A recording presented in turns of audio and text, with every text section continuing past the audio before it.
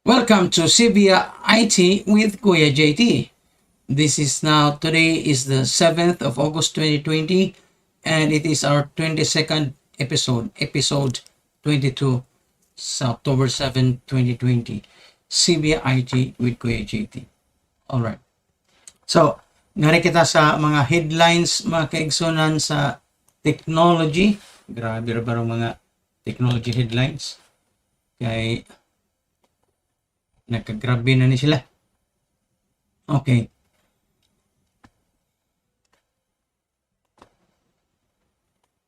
By the way, kung naminaw mo na to karon sa YouTube, sa Facebook, please go to YouTube para sa na-subscribers ng atong YouTube nga channel. Please go to YouTube. Unya, mapakita na to mga kaigsunan nga mo-comment mo dito sa YouTube para ato nang mabasa.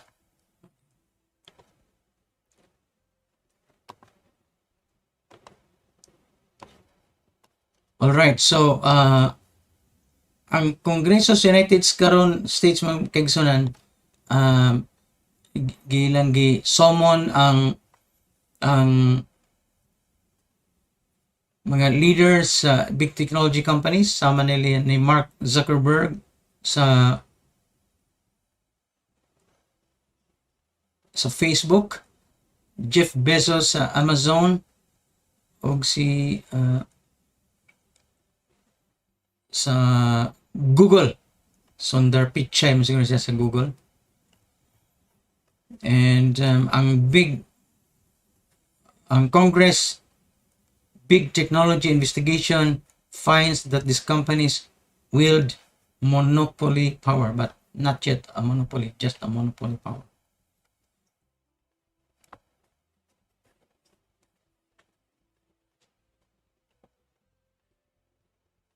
Three years later, 3 years after the fact, Facebook says it will ban QAnon.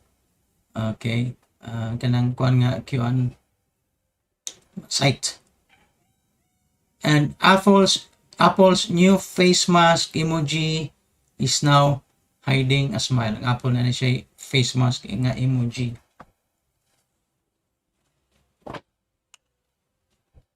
Sa laing bahin,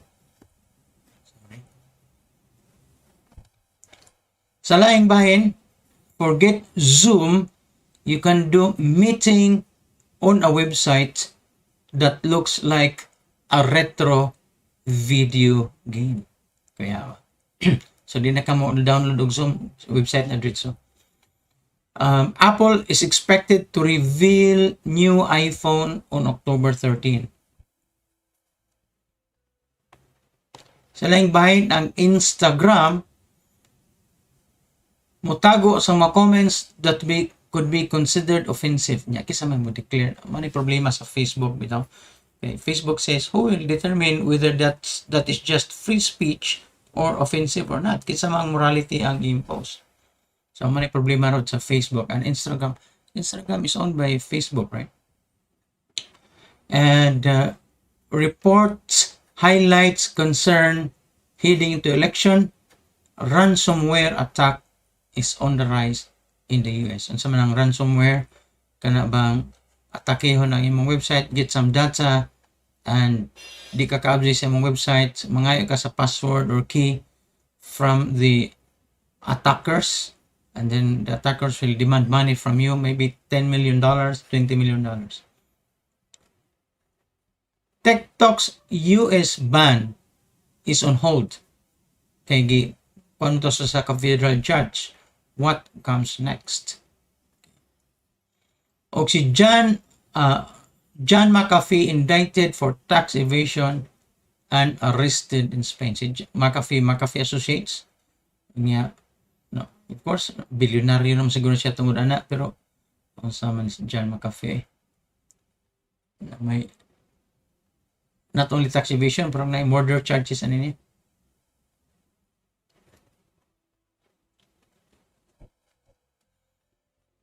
One of big tech's money makers is getting a pandemic boost. Ano maging mga technologies nga na kuan sa pandemic magkaigsan. Para bitaw sa United States, sa Zoom. Ang London refuses to give the Indian ride-hailing app Ola a new license. Kay murag ang London nakakwantay naman gud sila nga di naman ni software nila nag-operate naman sila taxi fleet without obtaining a taxi license. Pares Pilipinas ba? This would be a taxi license. The United States is taking aim at China's biggest chip maker.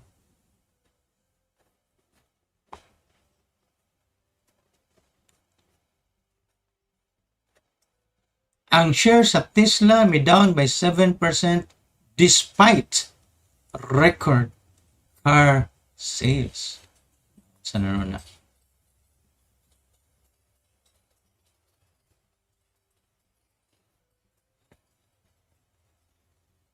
How a crease or gusot in Biden's shirt spawned a debate conspiracy theory.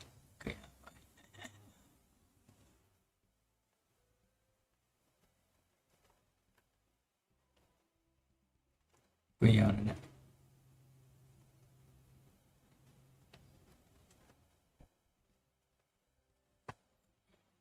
Facebook will reject ads that spread doubts on election results or methods. Kaya.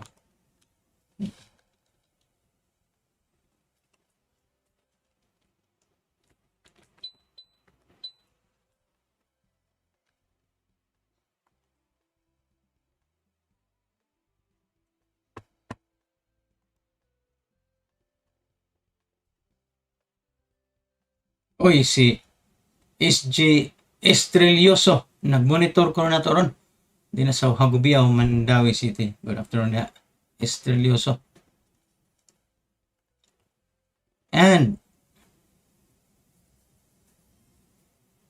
ang Nvidia is planning a GeForce GTX 1660 Ti graphics card. Kuyawan eh. Oh, the first 6G conference is coming up. Pag tayo 5G, 6G, mag-meeting na mo. Stream will use machine learning for game recommendations.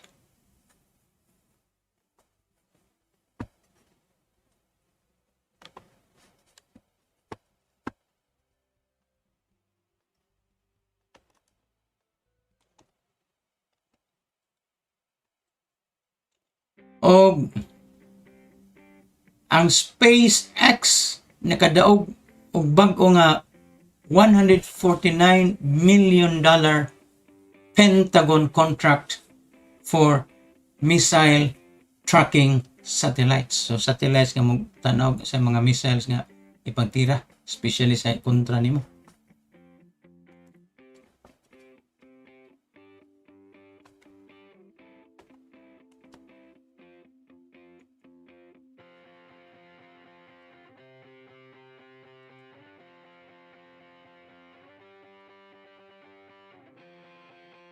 Na, sao naman ni ron. Usa ka sayop sa design sa usa ka sex toy can let a hacker literally lock down your crotch. No, sana no ni ron. Grabe sa mga sex toy ha, computerized na dai pod. Show your love for Slack with this Cool Hand branded sneakers. Yeah, Slack ha. Ato nang discuss mo kay sana ang kuan bagong gimmick sa Google, kining gitawag lang workspace. Matod pa ni Elon Musk, public beta for SpaceX's satellite internet will start soon. So kung mag-satellite internet, di natakin nilang mga towers dito sa bus. Ngiga na sa. Sus, bayad lang ta satellite eh.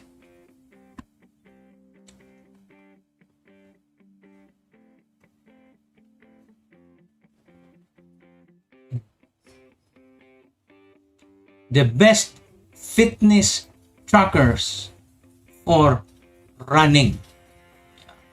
fitness trackers for running, ha? Okay, nga rin sa ta sa sorry, nga rin sa ta sa kuan.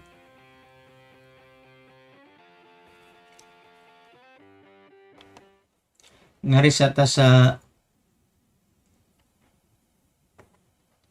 Google kuan Workspace.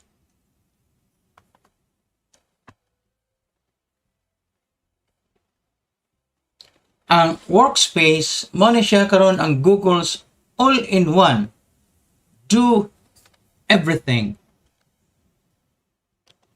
All-in-one do everything productivity tool.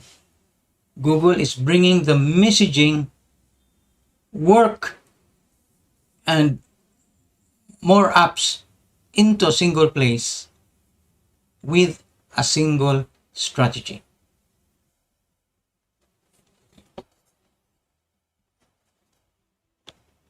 So, ang Google software products sa kapanahunan over the years, they make sense, but almost make sense. Ano yung problema ng Google? Pero alanganin ba? Matakibaw. Dakan kasi sila project ng alanganin, di ba? Now, ang ilang Google Docs online, Google Slides, Google Sheets, and Google Drives were integrated in a smart way, but mawag na itong incomplete. Marabag, nabungkag-bungkag. Gmail, kadugog pa mo itong Hangouts, Google Hangouts, o Google Duo, and countless other messaging products by Google never felt like they coexisted together with Google. I mean, as a family in Google, separate siya.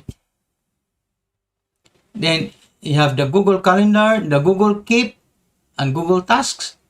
The same, always being updated every now and then, greatly updated, pero maglibog pa.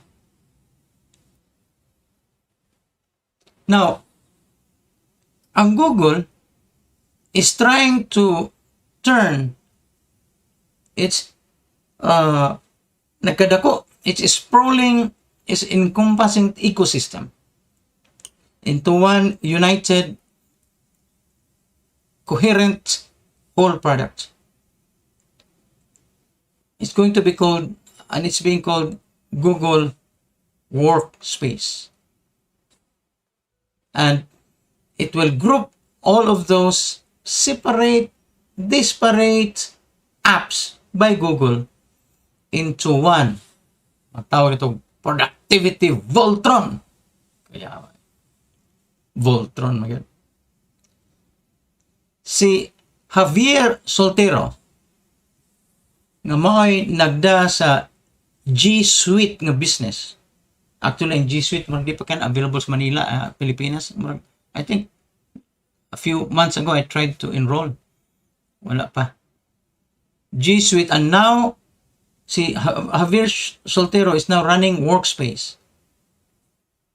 And he calls Workspace as the complete reimagining of the G Suite business and our vision for the future of communication and collaboration.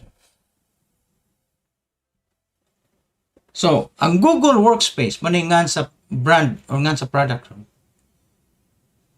seems to have been the plan ever since si Javier Soltero joined Google from, kay baka din gikan ni Javier Soltero, he was the leader sa Microsoft Office o Microsoft Outlook projects dito sa Microsoft.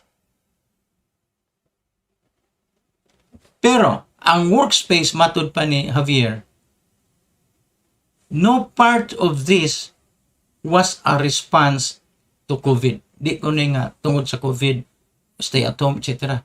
Original na gano'n yung plan. He said in April that when he looked at the many facets of G Suite, the possibility, for example, of content creation in G Suite, the messaging apps, the collaboration. So the question was, how do you make this into a seamless integration? Seamless integration. Matud pa niya, nobody needs to experience the organizational chart of a company as they move from one product to another. Kaya ang uban lagi kanila kung Google na kay product manager, dili kay siya integrated. Ang workspace's solution to that problem, ang workspace man nga naroon sa productivity software sa Google, Ang workspace's solution sa maong problema is to do more in every app and browser tab. Users karon ilang target is that the users can run a Google Meet call picture-in-picture on top of their presentation, sa PowerPoint, or documents. Or they can preview a document that's linked inside another document. So, document in document. Yaman, ambition sa ko. Pero it should have been that way in the first place, di ba? The underlying infrastructure sa Google Workspace, we're talking about Google Workspace, is all about communication. Now, sa suod sa workspace, sa pag-design na niya, once you're inside workspace, it will be easy to create a spreadsheet right from within Google Chat. Naka sa Google Chat, buat kang spreadsheet, no problem. It will automatically be shared with everyone else in the channel of the group. Naka sa Google Chat, maka-create. Diba? Nang iban, ma-attach kay picture sa Google Chat. Okay, like niya. Create worksheet. Instantly, yung worksheet kay create, makita, ma-share sa uban.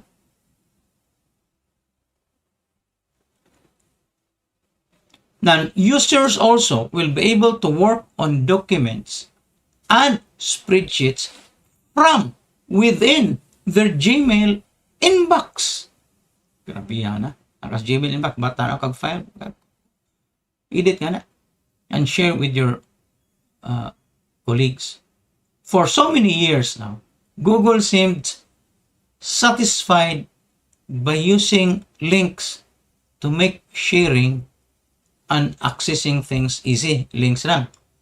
But now, it's pulling all the content into every place the users are. Matud pa ni Javier Soltero. Di pa siguro namin yun, Soltero man. Joke.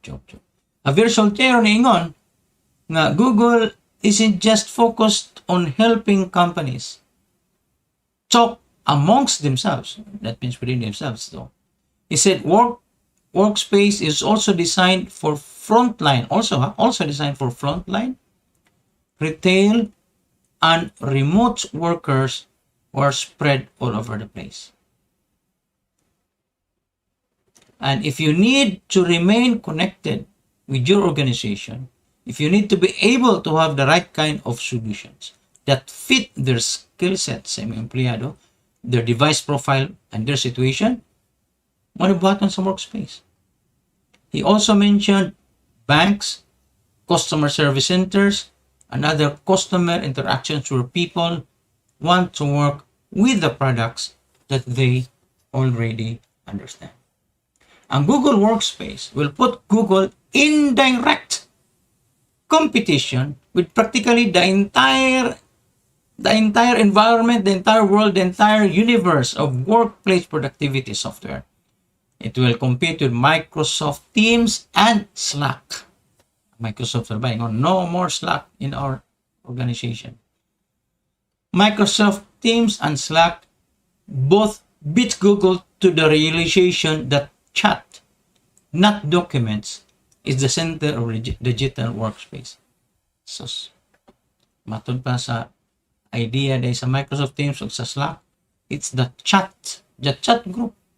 Muna siya center sa digital workers. Kita bitaw, sige chat sa Viber, sa Telegram, sa Viber, Telegram, Messenger, etc.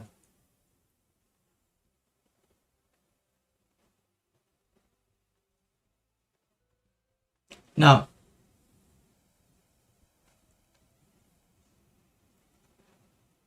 ang Microsoft Teams o Slack, they have already poured resources into products, into integrating with as many work tools as possible. So, kini pagsud sa Google, murag nangawahi siya gamay, but Google has an advantage. Nga naman, Gmail is the world's dominant email provider, and docs, sheets, and slides are integral parts of most modern companies already. Google now has more than 2.6 billion users across these different apps. Meanwhile, ang company sama sa Monday, angan sa company Monday, and Asana and so many others are competing to be the home for people's projects, documents, and work. Now, that can be Google integrated seamlessly into users' inboxes. The only other company that could even attempt to combine both sides in such a way is Microsoft. And while that's clearly the plan of Microsoft 365, by the way, ang Microsoft Office family, ginganlanan og Microsoft 365, Google is well ahead. Now, fundamentally though, it boils down to a very simple arithmetic. Google wants to turn 3 subscription payment bills, payment for G Suite, payment for Slack, and payment for Zoom, into a single subscription to Workspace. That will put it squarely in Slack's crosshairs. Tira na ni ron. So, ang Slack ron, ingon sa ayay, dool na itong Google na. Slack has accused Microsoft of growing Microsoft Teams in a similar way, competing by bundling rather than actually building a better product. In one view, that's exactly what Google is doing now. One other challenge for Google in pulling off Workspace, kung saan niya pagpadagan ang Workspace. One challenge for Google will be one that Javier Soltero is very well aware of, because he saw it firsthand when he was still at Microsoft. When you shove a lot of apps in a single place, things tend to get bloated, slow, crowded. You can call this the Outlook syndrome.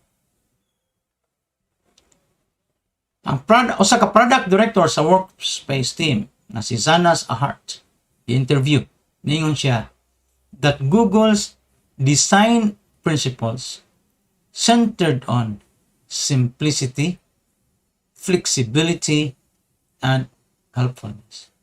But Google's Calendar users spent the summer annoyed at the ever-increasing size of the Google Meet button in the app sa Google Calendar. Showing pictures that match. Apil man si Google Assistant eh.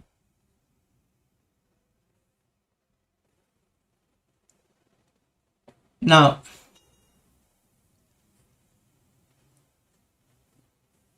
in July, na-annoyed na po ang mga users sa Google Calendar, when Soltero announced that Google Chats and Google Rooms were coming to Gmail screens.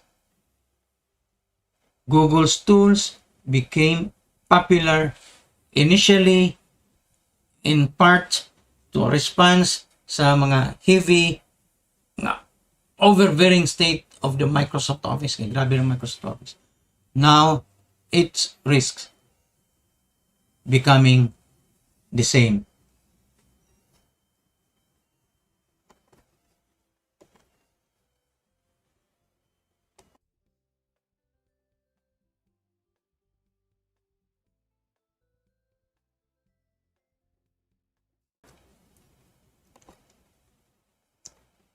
Now, much of the software development karon seems to exist in a usual never-ending cycle of bundling apps together into a more powerful whole and then breaking them apart when all these features get too big to coexist. Ma'am, gamay mo dako gamay. Ang cellphone bitaw sa dagko, di pa gamay. Karong gamay, ginatag dagko nga screen. Naglibog kita ni. Man libong siya ta. Ang ang tablet gamay, padakon, dako pagamyan. Libog na ta ni. Di wagi ka kuan ang tao.